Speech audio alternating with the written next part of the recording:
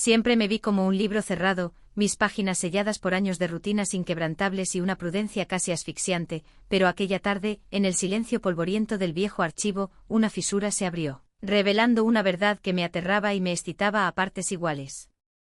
Fue él, el nuevo guardián de los manuscritos antiguos, con sus manos manchadas de tinta y esos ojos que parecían ver más allá de mi fachada, quien, sin pronunciar palabra, desató un deseo tan prohibido como la propia historia que ahora yo quería reescribir. Permítanme desvelar el laberinto de decisiones, el eco de los susurros y la vorágine de emociones que me llevaron a este punto, a ser la mujer que soy hoy, desnuda ante ustedes, con el corazón en la mano. Antes de Ricardo mi vida era un paisaje monocromático, un lienzo donde el color se había desvanecido con la última exhalación de mi esposo.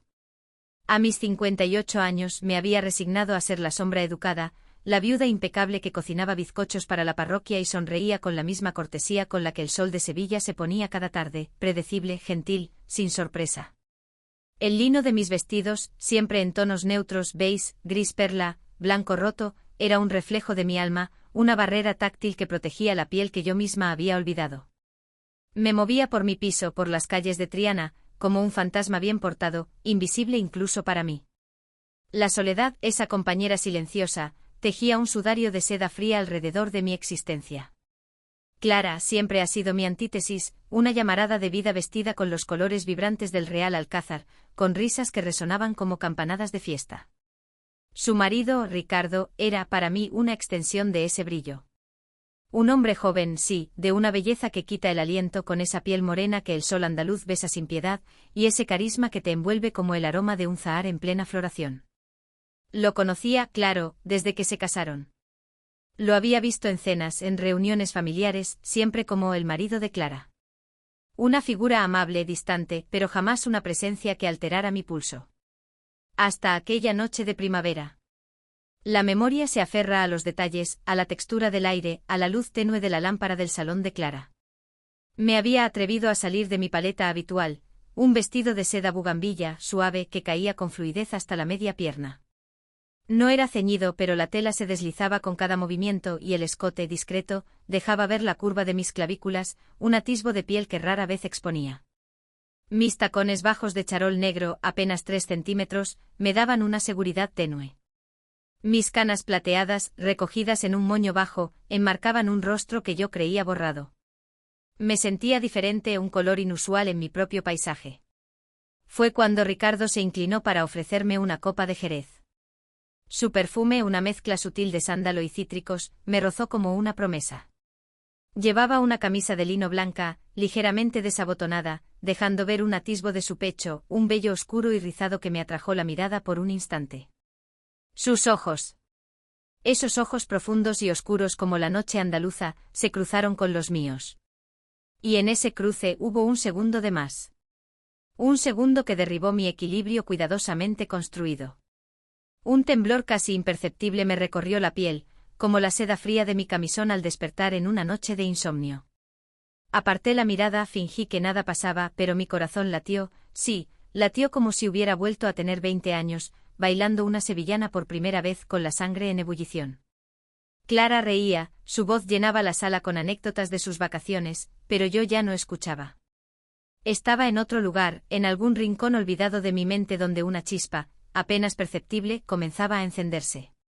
Me sentía observada, deseada, y esa sensación, tan ajena a mi vida de viuda silenciosa, era embriagadora. Una droga de liberación lenta.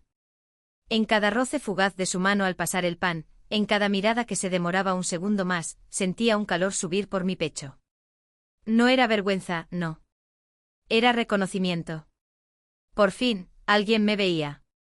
Al final de la noche, cuando Ricardo se ofreció a llevarme a casa, la broma inocente de Clara, todo un caballero, Vanessa, ten cuidado, que este es encantador. Hasta las más tranquilas caen con él, me causó una punzada que aún hoy siento. Reí, forzada, nerviosa. Si ella supiera. En el coche la oscuridad nos envolvía, y el silencio entre nosotros era casi denso, cargado de una tensión que nunca antes había experimentado. Podía casi palparla, como la rugosidad de un lienzo viejo. Y entonces él habló. Su voz, grave y suave, resonó en el pequeño espacio, llenándolo de una intimidad innegable.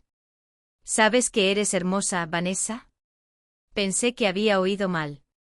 ¿Hermosa, yo? ¿La mujer borrada? No hermosa para tu edad, no.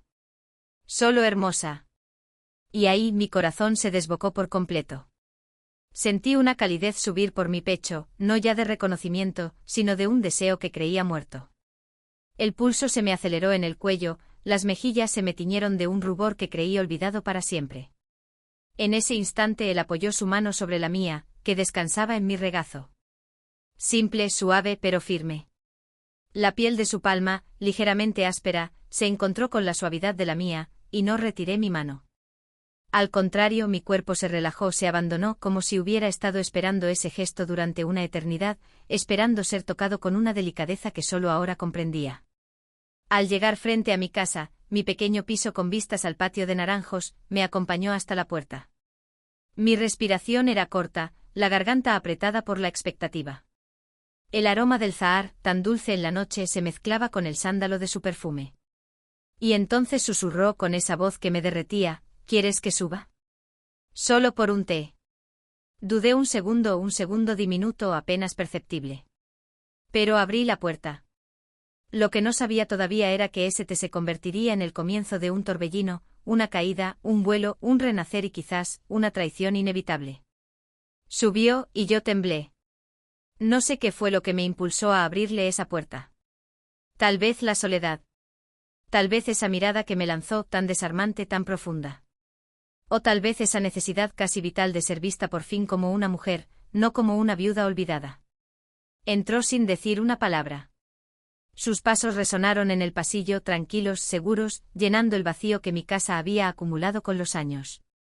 Cerré la puerta detrás de él, y mi corazón empezó a latir más rápido, más fuerte, como si mi propio cuerpo supiera antes que yo que nada volvería a ser igual. Mi corazón dio un vuelco. Un secreto. Otro más. Habíamos construido nuestra relación sobre la verdad, sobre la transparencia después de tanta mentira, y ahora, esta sombra del pasado. El aire se volvió pesado, y el sol de la tarde que antes nos envolvía con calidez, ahora parecía presagiar una tormenta. Los ojos de Ricardo, siempre tan profundos, reflejaban una vulnerabilidad que nunca le había visto. Me aferré a su mano, mis dedos instintivamente buscando consuelo en la calidez de los suyos. El silencio se estiró, denso, casi doloroso. Vanessa, comenzó, su voz apenas un susurro, rasposa, como si cada palabra le costara un esfuerzo inmenso. Antes de Clara, hace muchos años, cuando era muy joven, estuve con alguien. Una mujer que no encajaba en los planes de mi familia, ni en los de la sociedad. Fue algo fugaz, intenso, prohibido como lo nuestro, pero en otro contexto. Ella quedó embarazada. Mi aliento se detuvo. Un hijo. ¿Ricardo tenía un hijo? La palabra resonó en mi mente como una campana lejana, hueca. Sentí un frío recorrer mi espalda, pero no era el frío del juicio, sino el de la incredulidad, la magnitud de la revelación. La vida de Ricardo no era solo Clara y yo, había un antes con raíces profundas. Un hijo, logré articular, mi voz apenas audible. Él asintió, sus ojos fijos en el horizonte, como si estuviera viendo aquel pasado lejano. Una niña. Nunca la conocí, Vanessa. Mis padres, mi familia se encargó de que todo quedara en secreto. La mujer se fue con la ayuda de ellos, a otro país. Me dijeron que lo mejor era olvidarlo, que era un error de juventud. Que mi futuro estaba trazado de otra manera. La confesión me golpeó con la fuerza de una ola. No era solo un hijo, era una hija negada, una historia borrada. Sentí una punzada de compasión por él, por el joven que fue arrastrado por las decisiones de otros. Pero también una inquietud. ¿Qué otras verdades había enterrado? ¿Qué más se había callado? Ricardo se volvió hacia mí, su mirada suplicante. Siempre ha sido mi fantasma, Vanessa. Una sombra que me perseguía. La culpa de no haber sabido, de no haber podido elegir. Por eso cuando te vi, cuando sentí esta conexión contigo, esta necesidad de ser real, de no esconderme más, no quería que hubiera más secretos entre nosotros. Tú mereces saberlo todo. Acaricié su mejilla. Su piel se sentía tibia, suave, vulnerable. El sol ya casi se ponía, tiñendo el cielo de naranjas y morados. Mis tacones